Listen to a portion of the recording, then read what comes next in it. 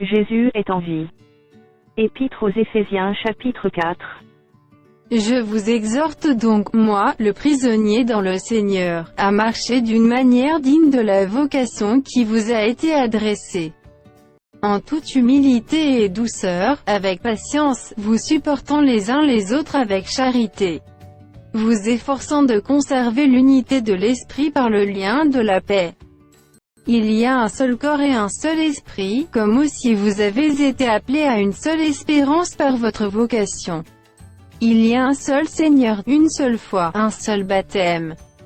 Un seul Dieu et Père de tous, qui est au-dessus de tous, et parmi tous, et en tous. Mais à chacun de nous la grâce a été donnée selon la mesure du don de Christ. C'est pourquoi il est dit, étant monté en haut, il a emmené des captifs, et il a fait des dons aux hommes. Or, que signifie, il est monté, sinon qu'il est aussi descendu dans les régions inférieures de la terre? Celui qui est descendu, c'est le même qui est monté au-dessus de tous les cieux, afin de remplir toutes choses. Et il a donné les uns comme apôtres, les autres comme prophètes, les autres comme évangélistes, les autres comme pasteurs et docteurs. Pour le perfectionnement des saints en vue de l'œuvre du ministère et de l'édification du corps de Christ.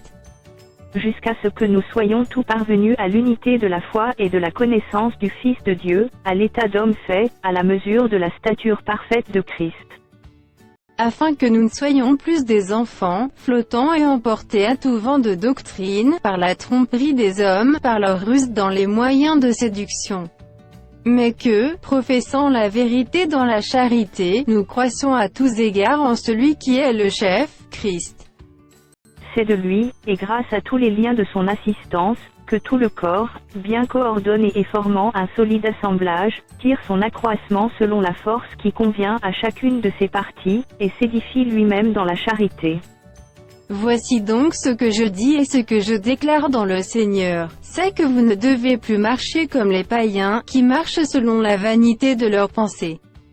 Ils ont l'intelligence obscurcie, ils sont étrangers à la vie de Dieu, à cause de l'ignorance qui est en eux, à cause de l'endurcissement de leur cœur.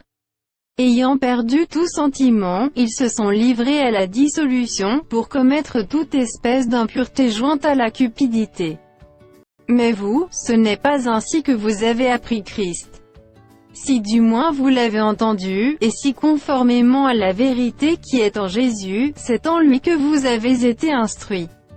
À vous dépouiller, eu égard à votre vie passée, du vieil homme qui se corrompt par les convoitises trompeuses. À être renouvelé dans l'esprit de votre intelligence.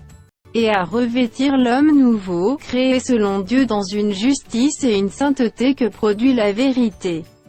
C'est pourquoi, renoncez aux mensonges, et que chacun de vous parle selon la vérité à son prochain, car nous sommes membres les uns des autres. Si vous vous mettez en colère, ne péchez point, que le soleil ne se couche pas sur votre colère. Et ne donnez pas accès au diable. Que celui qui dérobe ne dérobe plus, mais plutôt qu'il travaille, en faisant de ses mains ce qui est bien, pour avoir de quoi donner à celui qui est dans le besoin. Qu'il ne sorte de votre bouche aucune parole mauvaise, mais, s'il y a lieu, quelques bonnes paroles, qui servent à l'édification et communiquent une grâce à ceux qui l'entendent. N'attristez pas le Saint-Esprit de Dieu, par lequel vous avez été scellés pour le jour de la rédemption. Que toute amertume, toute animosité, toute colère, toute clameur, toute calomnie, et toute espèce de méchanceté, disparaissent du milieu de vous. Soyez bons les uns envers les autres, compatissants, vous pardonnant réciproquement, comme Dieu vous a pardonné en Christ.